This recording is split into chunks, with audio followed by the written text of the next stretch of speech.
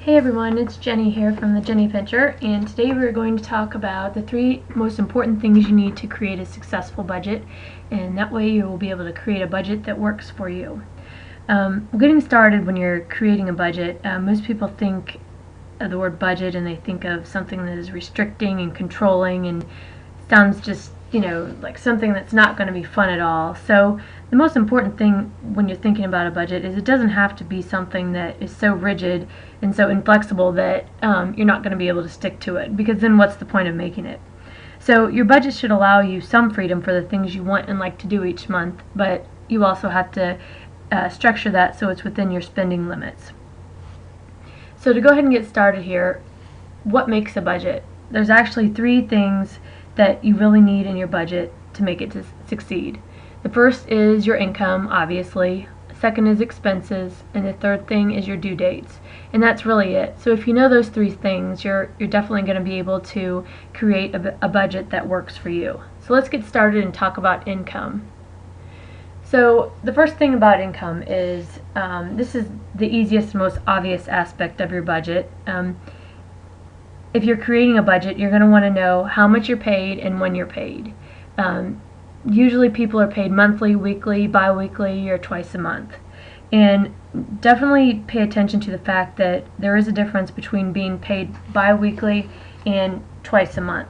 When you're paid bi-weekly, you usually get a check every other week, a lot of times on a Friday, for example, and 2 months out of that year you will get an extra check, which means in those 2 months you're going to get 3 checks. And if you plan it right, you can use that extra money towards your savings or paying off debt. Now if you're paid twice a month, let's say on the 1st and 15th, for example, you will usually not be paid on the same day every month, and you're just simply going to be paid roughly 15 days apart.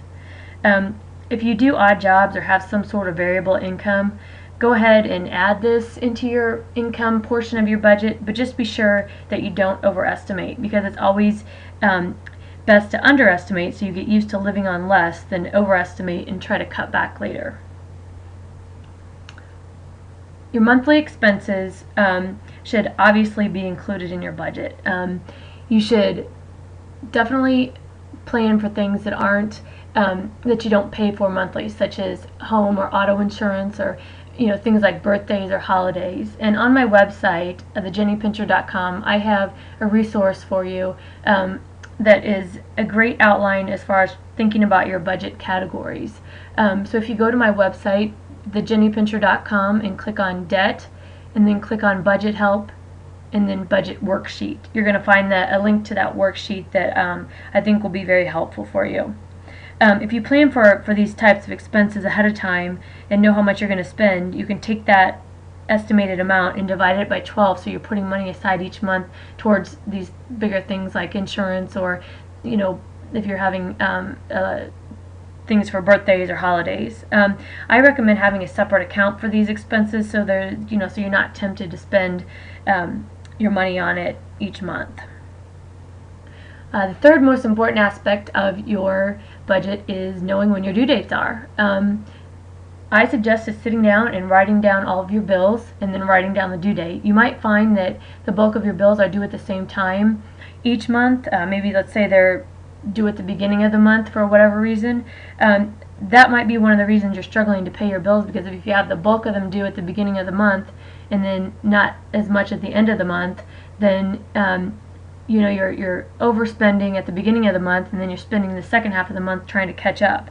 So if you do find that the bulk of your bills are due at one certain point in the month, see if you can check with your creditors or whoever you have your bills with, and change your due date and spread them out. So the goal is to have your bills spread out evenly over the month.